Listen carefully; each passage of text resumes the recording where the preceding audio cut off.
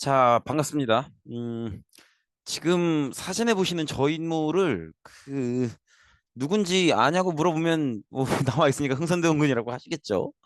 근데 보신 적 있는 분도 있으실 것 같아요.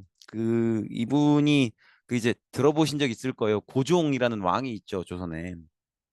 그분 아버지세요. 그분 아버지신데 뒤이어서 나오겠지만 고종이 너무 어릴 때 왕위에 올라간단 말이에요. 그래서 이제 고종이 너무 어리니까 그 대신에 고종 성인 될 때까지 정치를 하셨던 분이 흥선대원군이에요. 일단은 그런데 뭐 일단 뭐 국민들의 인식 속에는 약간 뭐 조금 거칠게 얘기하면 꼰대, 약간 뭐 조금 유식하게 얘기하면 쇄국, 뭐 아니면 뭐 이제 다른 나라의 문물을 받아들이지 않았기 때문에 뭐 발전을 뒤처지게 한 장군이 뭐 그런 이미지인데 어, 일단 우리가 그런 국민들이 갖고 있는 이미지나 이런 것들을 생각하기 전에 우리가 배웠던 내용에서 한번 끌어내 보자는 거지. 잘 보세요. 이거를 연도를 외우실 필요는 항상 그렇듯이 없는데 우리가 이 전 시간에 직전에 배웠던 게 임술롱민봉기잖아요. 근데 이 임술롱민봉기가 1862년이에요. 근데 흥선대원군이 이제 자기 아들 왕이 올라가고 집권하는 게 1863년이거든요.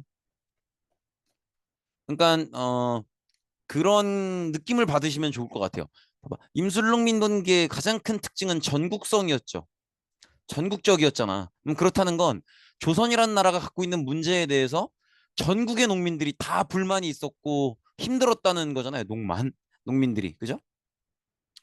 그러니까 그 얘기는 전국에 살고 있는 거의 모든 농민들이 힘들게 지내고 있는 상황이고 이 문제를 해결할 때가 됐다는 거죠.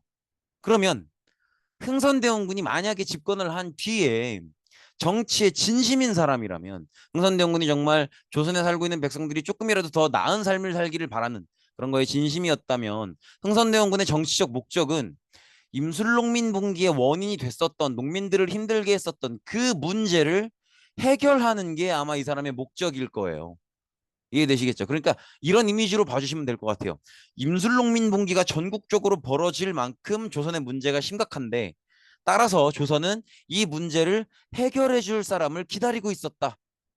따라서 흥선대원군의 역사적 소명은 임술농민봉기로 드러난 조선의 문제를 해결하는 데 있다. 이렇게 봐주시면 되겠죠. 그러면 만약에 흥선대원군이라는 사람이 정치의 진심이라면 정말 백성들이 조금이라도 나은 삶을 살기를 바라는 사람이라면 기존의 임술농민봉기가 터질 만큼 썩어 있는 그 문제를 해결하려고 노력하지 않겠는가. 그렇죠?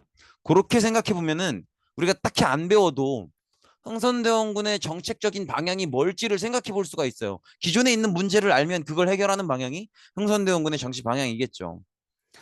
뭐가 문제일까요? 뭐 쉬운 거죠. 뭐 당연히 떠오르지 않습니까? 뭐겠어요? 세도 정치죠. 그리고 세도 정치가 이루어지고 있는 비변사도 문제가 되고. 그다음에 이 세도 정치가 백성들을 직접적으로 힘들게 하는 건 백성들이 느끼는 피부에 와닿는 문제는 세금이죠. 세금을 줄여주려는 노력을 하겠죠.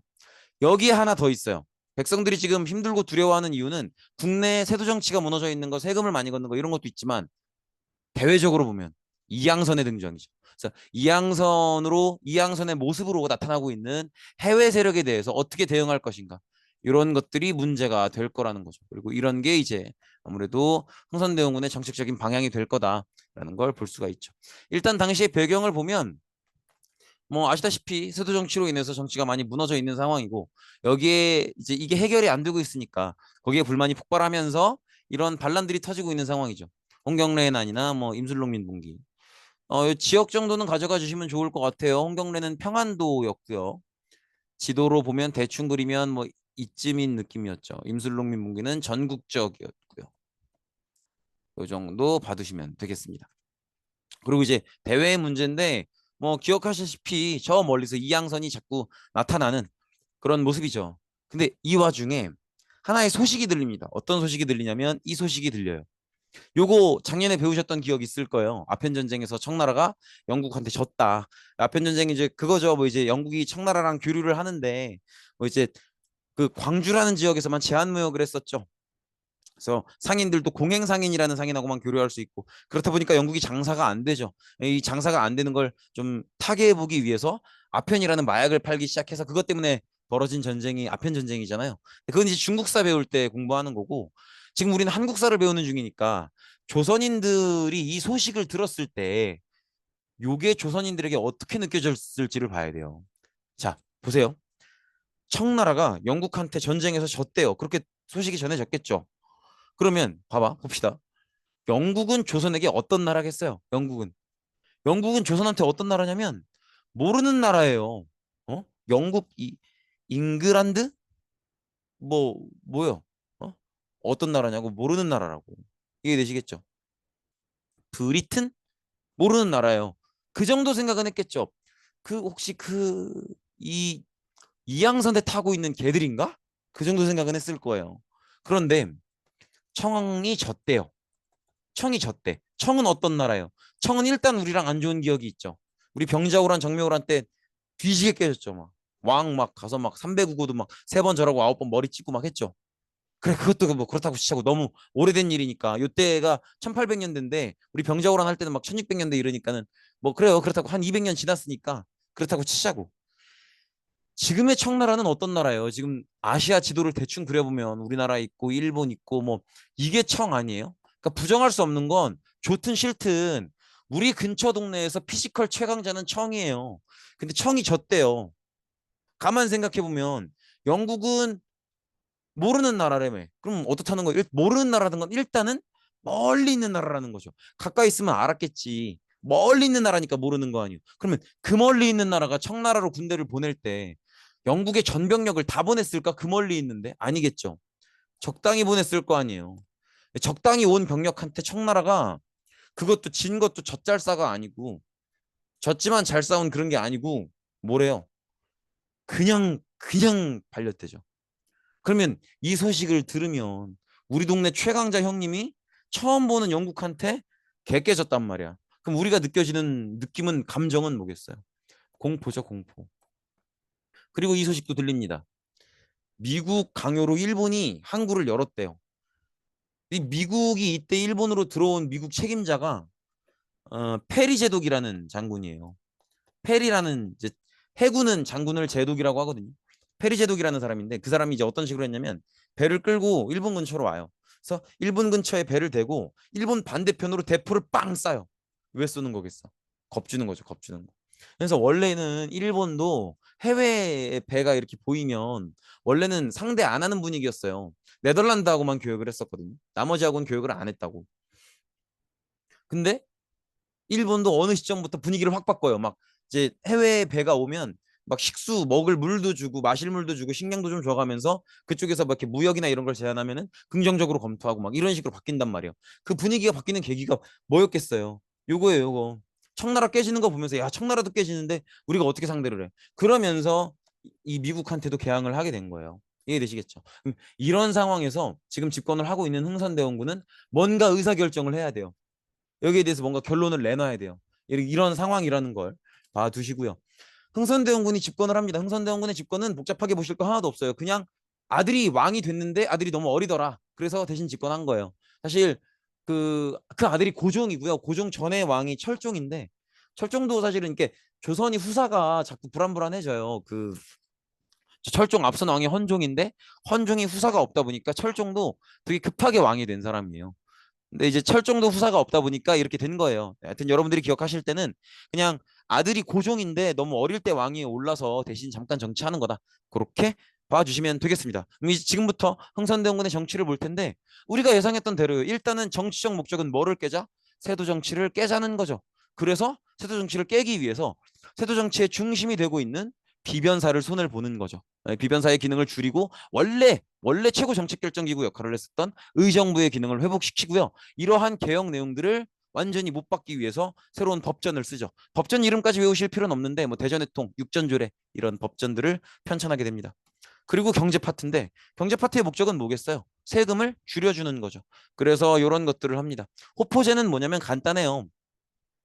군포를 얘기하는 건데 이제 군대 의무를 조선 후기 그 이전부터 이미 조선 정부가 재정이 돈이 부족하다 보니까 백성들이 원래는 직접 와서 훈련을 받아야 되는데 그렇게 하지 말고 그냥 돈 내고 가라 이렇게 얘기한 게 한참 됐잖아요. 더구나 임진왜란 거치면서 훈련도감 뭐 이런 5군형이라고 해서 직업군인들을 뽑았죠. 그리고 직업군인들 월급을 줘야 되니까 일반 백성들한테는 훈련 오지 말고 그냥 돈 내고 가라.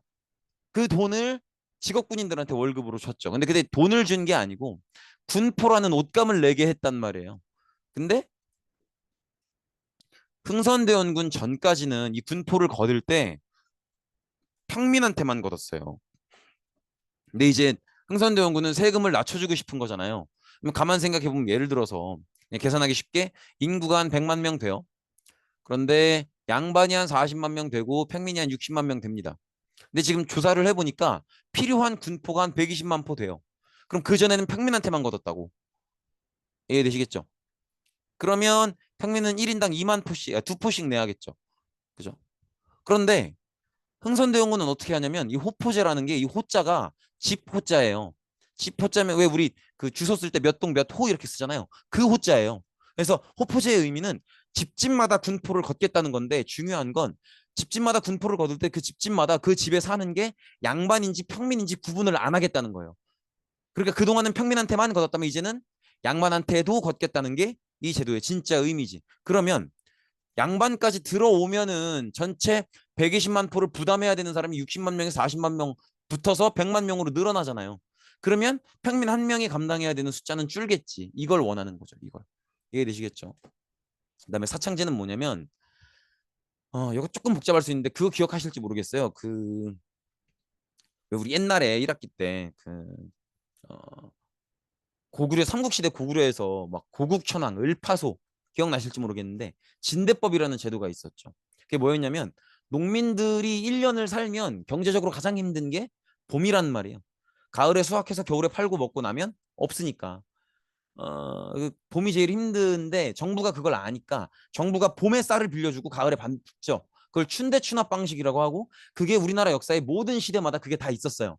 이름만 바꿔가면서 삼국시대 고구려에는 뭐 춘대 뭐야 진대법 뭐 그 저기 뭐야 백제에도 있어요. 그런 식의 기록이 있어요.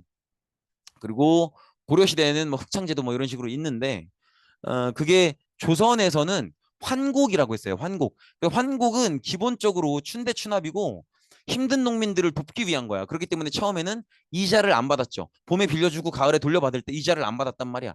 근데 이자를 안 받고 운영을 하다 보니까 조금 이제 잃어버리는 게 생기는 거예요. 그러니까 예를 들어서 쌀을 이제 받는데 쌀로 받으면 뭐 쥐가 파먹기도 하고 뭐 조금 어디가 터지기도 하고 질질 새기도 하고 어쩌다 보면 이걸 받아서 걷어서 배로 나르면 그 배가 침몰하기도 하고 막 그러잖아요. 그러다 보니까 이 운영을 위해서 최소한의 운영을 위해서 약간의 이자는 필요했던 거예요. 그래서 보통 1% 정도를 이자로 받았어요. 1분모회록이라 그러는데 아무튼 조금 이자를 받았어요. 이거는 정말 그냥 운영을 위해서 받은 거죠.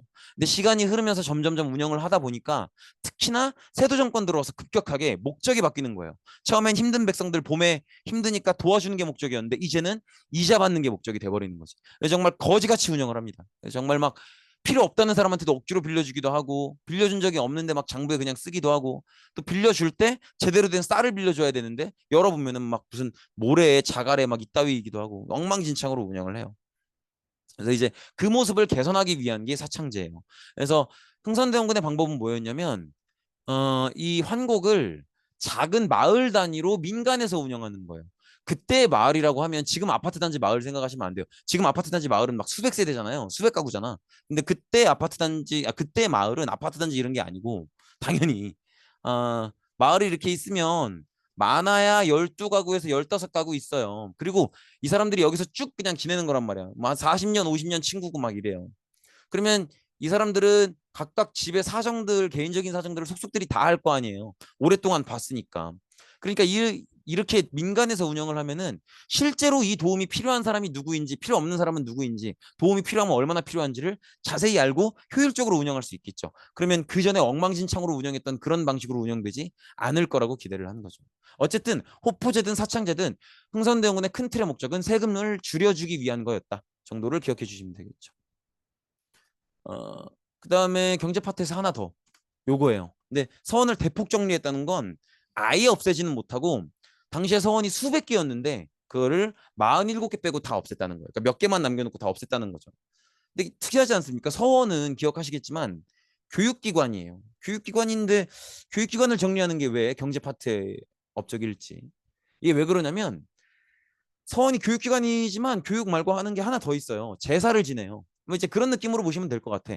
학교가 교육기관이라서 수업을 주로 하지만 가끔가다 체험학습도 가잖아요. 그런 것처럼 서원도 교육기관이기 때문에 수업을 중심으로 하지만 가끔 가다가 존경받을 만한 유교적 선배들, 선현들을 제사를 지낸단 말이에요. 공자든 맹자든 뭐 제사를 지내는데 문제는 뭐냐면 서원을 운영하는 건 양반들일 거 아니에요. 그러면 제사를 지낼 때 음식들이 필요하잖아. 그냥 물만 떠다 놓고 절 지낼 거 아니잖아. 그 음식을 일반 백성들한테 마련을 하라고 한단 말이에요. 그럼 일반 백성들은 내 자식 먹일 것도 없는데 그게 마련이 되겠어요? 안 되지. 당연히 안 될 거 아니에요. 그러다 보니까 흥선대원군이 볼 때는 서원이 교육기관이라 치고 백성들 괴롭히기만 하는 것 같은 거야.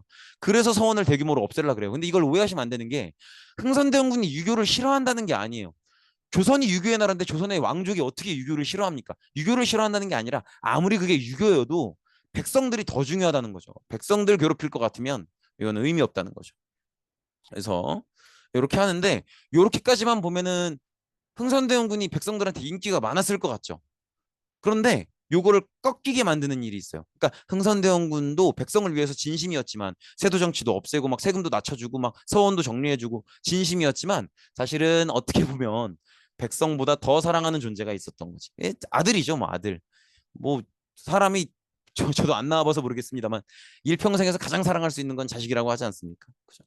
그래서 이게 무슨 얘기냐면 자기가 언제까지 직접 할 게 아니잖아요. 아들이 이미 왕으로 올라와 있잖아. 근데 너무 어리니까 자기가 대신하고 있는 거지. 그럼 언젠가는 왕이 한두 살 나이를 먹어서 성인이 되면은 이제 직접 하라고 해야 된단 말이에요. 그러면 아버지 된 입장에서 그 자리를 어떻게 시작하게 만들고 싶겠어요. 왕권이 비교적 강한 상태에서 시작하게 만들고 싶겠죠. 그래서 하는 작업이 경복궁을 다시 짓는 거예요. 경복궁을 다시 짓는다는 건 경복궁이 언제 한번 박살 났다는 거죠. 그 언제야? 기억나시려나? 임진왜란 때예요. 임진왜란 때 이제 백성들이 당시에 왕이었던 선조가 도망가는 걸 보면서 저게 왕이냐 이러면서 경복궁을 포함해서 당시에 서울의 궁궐이 5개거든요. 경복궁, 뭐 창덕궁, 창경궁, 뭐 이제 덕수궁 뭐 이렇게 해서 5개예요. 5개인데 경희궁까지 5개인데 싹 다 불타요. 임진왜란 때. 다 불타는데 우리가 임진왜란의 피해를 복구하는데 노력했던 왕으로 광해군을 얘기하죠. 광해군 때 경복궁 빼고는 다 복구가 됩니다. 경복궁은 왜 못했을까? 경복궁이 법궁이에요. 공식 궁전이에요. 그러니까 쉽게 얘기하면 왕의 진짜 집은 경복궁이고 나머지 궁궐들은 별채 느낌이에요. 별장 느낌이야. 이해되시겠죠? 그러니까 규모가 당연히 경복궁이 제일 크고 규모가 크기 때문에 복구를 못하고 있었던 거예요. 근데 그걸 이제 이번에 흥선대원군이 자기 아들의 왕권을 키워주기 위해서 하려고 하는 거야. 근데 그럼 뭐가 많이 들겠어요? 돈이 많이 들잖아. 국가적인 사업을 하는데 돈이 많이 든다. 그럼 세금을 더 걷어야겠죠. 근데 그건 좀 웃기지 않아? 지금까지 호포제 사창제 이런 거 하면서 막 서원도 없애가면서 막 백성들의 부담을 줄여주겠다고 막 했는데 이제 와서 우리 아들 집 지어줘야 되니까 세금 늘려라 이러면은 앞뒤가 안 맞잖아요. 자기가 생각해도 좀 이상한 거지. 그래서 약간 편법을 써요. 어떻게 하냐면 당백전이라고 하는 새로운 화폐를 발행합니다. 원래 조선의 화폐는 한 효종 그때쯤부터 효종 숙종 그때쯤부터 상평통보라는 화폐를 썼어요. 이 화폐의 특징은 뭐냐면 뭐 그 시대 화폐가 다 그렇지만 어 요게 이제 새로 지어진 경복궁 모습이고요. 요렇게 생긴 근데 이제 글자가 여기는 당 뭐 이렇게 요렇게 생긴 근데 여기는 지금 이게 당백전 사진이기 때문에 뭐 당백 대호 뭐 이렇게 써 있는데 생긴 건 이렇게 생겼어. 이렇게 생겼는데 여기 이제 상평통보 이렇게 써 있는 돈이 있어요. 근데 그 돈은 이게 구리로 만들거든요. 그 구리의 무게만큼의 가치를 가져요. 그러니까 이 돈이 지금의 10,000원짜리, 50,000원짜리처럼 사회적 약속으로서의 가치가 아니라 그걸 만드는 구리 무게만큼의 구리로서의 가치를 갖는 거예요. 근데 당백전은 뭐냐면 그냥 흥선대원군의 명령 한마디로 당백전에서 당백전 하나당 상평통보 100개의 가치를 갖는다. 이렇게 명령을 내려버린 거예요. 그럼 어떻게 되겠어요? 물가가 급격하게 오르죠. 당연히 그렇지 않겠습니까? 그러면 당백전으로 채 못 바꾼 사람은 상평통보로 거래를 할 거면 100배 이상의 상평통보 개수를 주고 거래를 해야 되는 거예요. 그럼 물가가 팍 뛰겠죠. 그냥 쉽게 생각하시면 지금 여러분들이 예를 들어서 학교 끝나고 집에 가는데 너무 더워. 해갖고 그냥 편의점에서 토레타 하나 사 먹으려고 그래요. 토레타 얼마 한 2,100원 하죠. 공 2개 붙여봐. 21만 원이에요. 살 수 있겠어요? 친구들끼리 이제 학원 끝나고 야 집에 배 너무 고프다. 야 지금 엄마 늦게 오신대 가지고 내가 저녁을 못 먹을 것 같은데 우리 같이 국밥이나 한 그릇 먹고 들어가자. 딱 들어갔어요. 요새 국밥 한 그릇 얼마예요? 뭐 한 9천 원 이러죠. 들어가니까 90만 원이에요. 장난하냐고 지금. 그죠? 이런 상황을 맞이하게 된 거예요. 이해되시겠죠? 그래서 여기서 이제 백성들의 지지를 팍 잃어버리게 되죠. 그래서 그 경복궁 준거 방법과 결과까지 꼭 기억하셔야 돼요. 목적, 방법, 결과 다. 경복궁을 준건하는 목적은 그렇죠. 자기 아들의 왕권. 근데 방법은 세금을 걷긴 좀 민망하니까 새로운 화폐, 당백전을 발행한다. 결과는 물가의 급격한 상승. 꼭 기억을 해주셔야 됩니다. 그 다음에 이제 대외 정책인데 어쩌면 이게 당연한 반응일지도 모르겠어요. 음, 그렇잖아. 그냥 이렇게 생각하시면 편할 것 같아요. 우리가 모르는 사람이 갑자기 말 걸면 경계하죠. 그런 것처럼 흥선대원군도, 그리고 흥선대원군은 기본적으로 유학자죠. 유학자고 유학의 기본은 상업을 안 좋게 봐요. 특히나 성리학은. 농민이 상거래 안 하고 그냥 자기 농사만 열심히 짓고 검소하게 살면 사는데 아무런 문제가 없고 그게 올바른 삶이라고 보는 게 성리학이에요. 근데 이 사람은 성리학자잖아요. 그리고 이 사람은 뭐라고 생각을 했냐면, 다른 이제 일본이나 청나라 개항에서 교역하는 거 보니까 서양 애들이 파는 건 다 걔들의 어떤 공장에서 만드는 제품들이에요. 근데 우리는 뭔가를 걔들 물건을 샀으면 우리도 팔아야 되는데 우리는 다 농산물이잖아요. 농산물은 기다려야 자라잖아.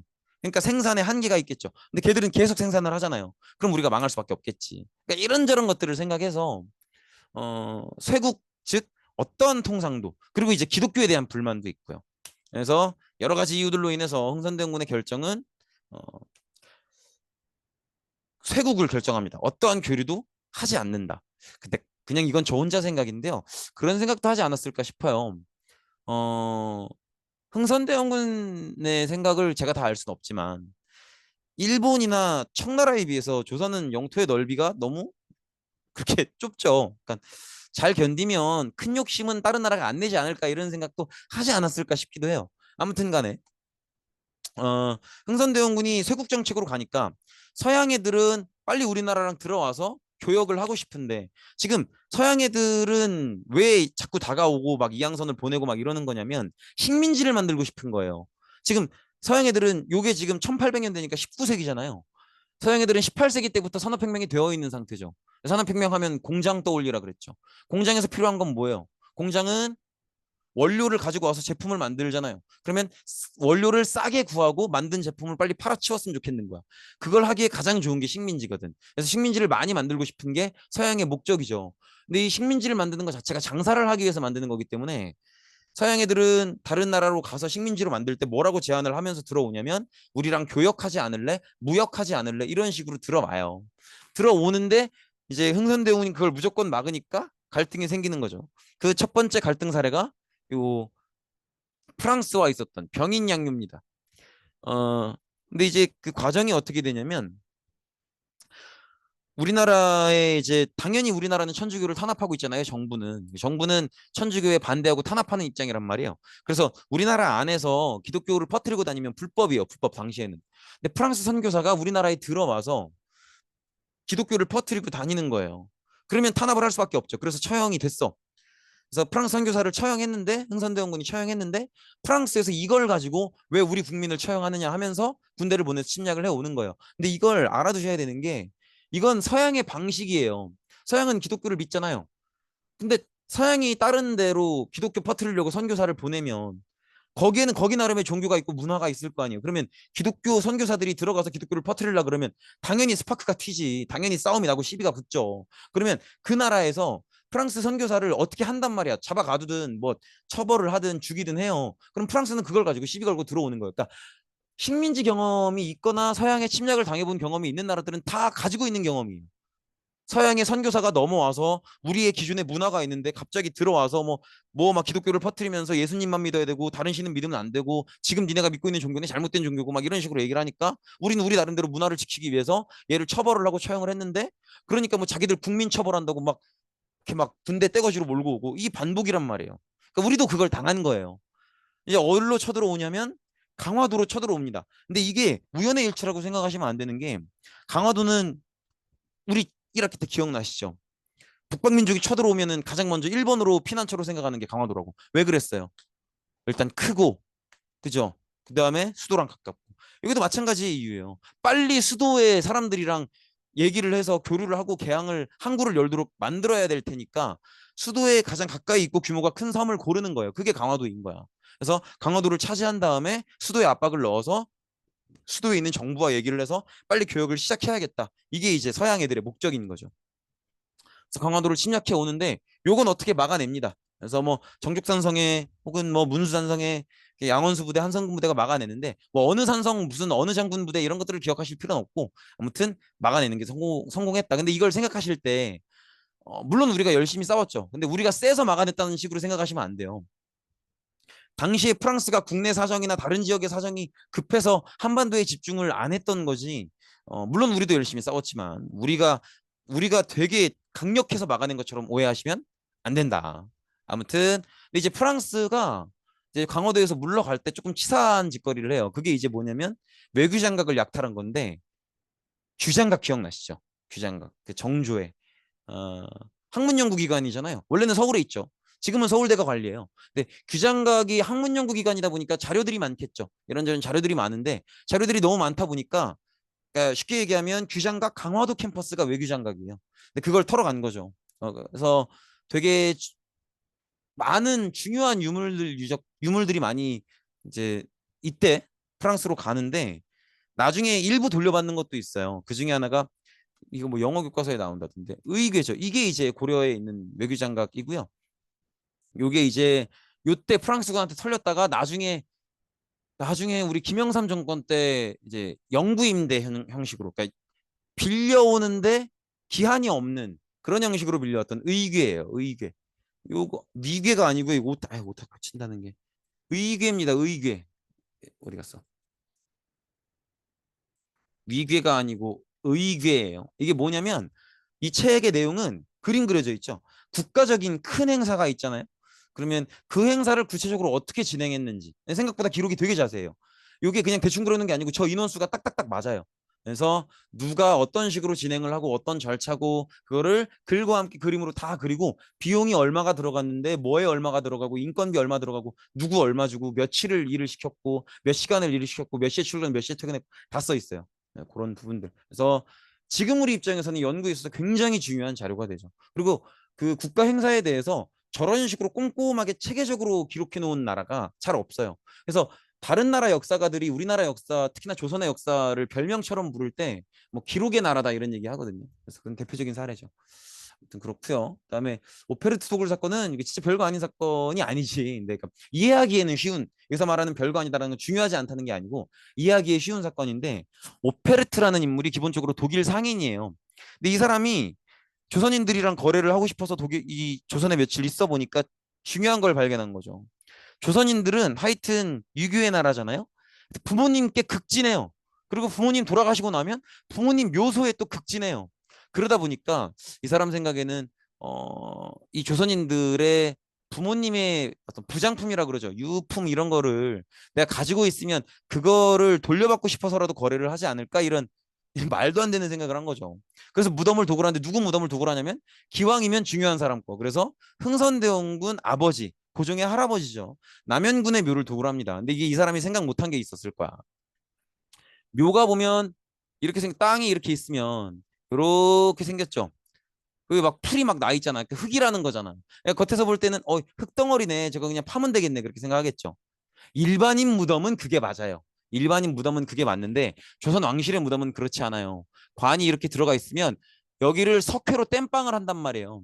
석회로 다 묻어버려요. 그럼 이 공기가 안 통한다? 그리고 이 석회가 이렇게 경화되는 과정에서 엄청난 고온을 뿜고 단단해져요. 그래서 간혹 가다가 조선은 미라를 만드는 풍습이 없거든요. 근데 간혹 가다가 조선 초기, 중기, 뭐 15세기, 16세기 이럴 때에 미라가 발견이 돼요. 보통은 조선 왕족이나 귀족 보통 귀족 무덤인 경우가 많은데 왕족의 무덤은 의도적으로 파고 그러진 않으니까. 근데 이제 보통 귀족들의 무덤이 뭐 태풍이나 이런 거에서 유실되다가 이게 발견되는 건데 어, 그런 식으로 석회로 단단하게 이렇게 되어 있다 보니까 겉에는 다 흙으로 이렇게 덮어놨으니까 몰랐겠죠. 그럼 오페르트가 이걸 도구를 하러 언제 갔겠어요? 새벽에 갔을 거 아니야. 아무도 없이 조용할 때. 조용할 때 가서 사판자루 들고 갔겠죠. 이거 파면 되겠지? 그리고 가요. 가서 파야지. 영창. 여기까지는 괜찮아. 조용히 파요. 딱 찍는데 깡 소리가 나는 거지. 그죠? 그 새벽에.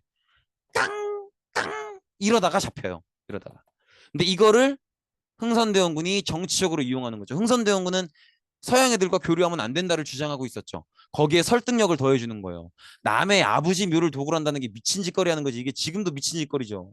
생각을 해보세요. 봉동묘지 가서 남의 묘 도굴했다고 그 뉴스에 나올 일이지. 그죠?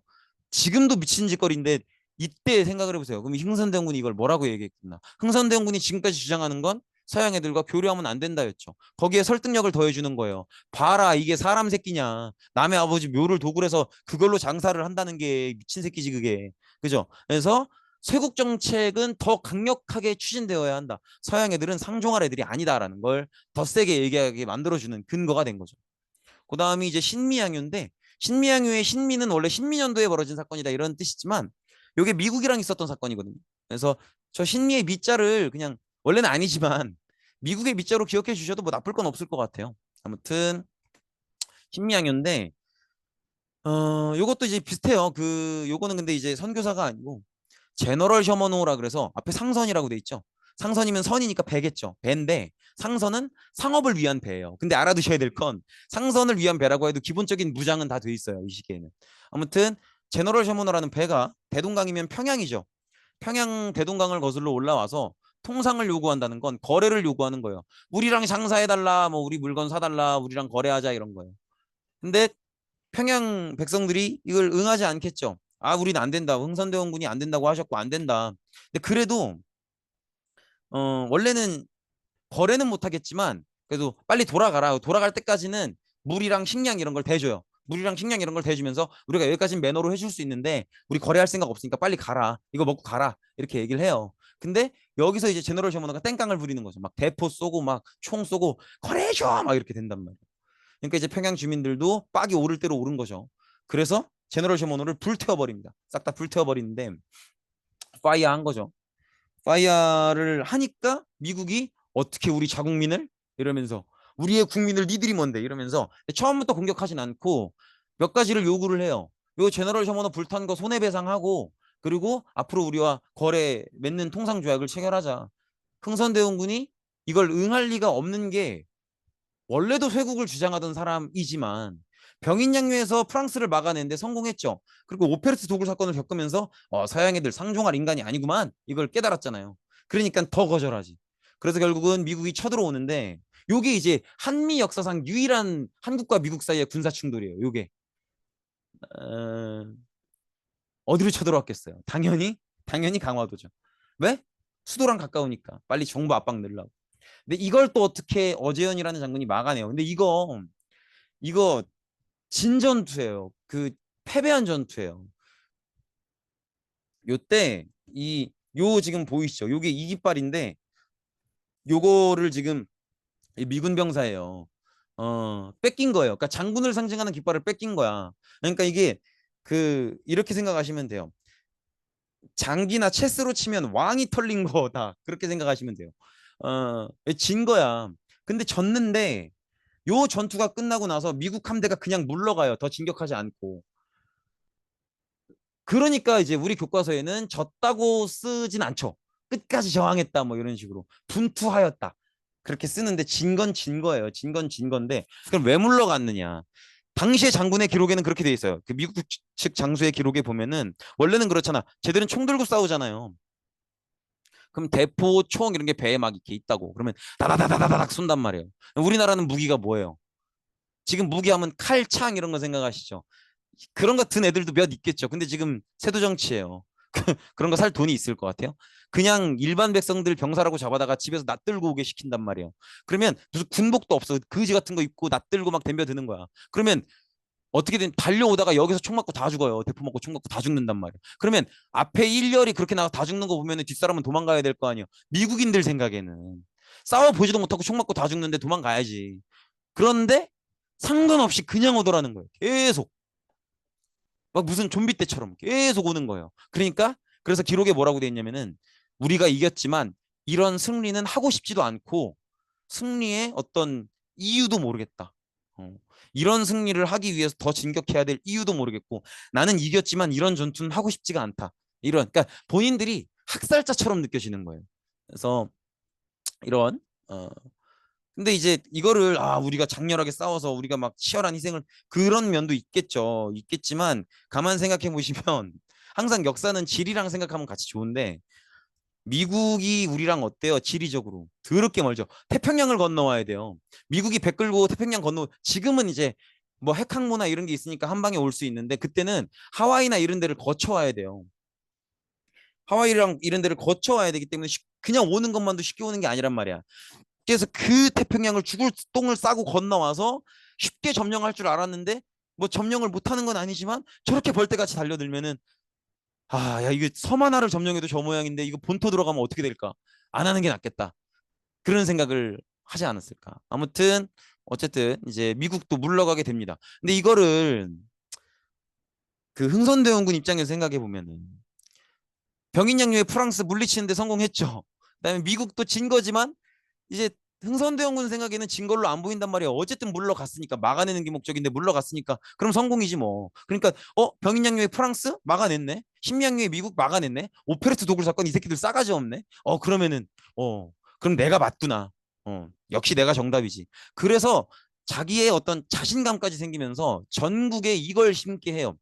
척합이라는 걸 심게 해요. 이게 뭐냐면 보시면 뭐 한자를 외워달라는 건 아니지 당연히 아니지만 양이 침범 서양의 오랑캐가 침범해 오는데 비전 싸우지 않고 즉화 화해함은 주화 매국이라 나라를 파는 것으로 보겠다 이 얘기예요. 서양 애들이 와서 침범해 오는데 거기에 대해서 싸우지 않고 막 거래를 응한다든지 이런 식으로 화해하려고 들면 나라를 파는 것으로 보겠다 이렇게 딱 결론을 내죠.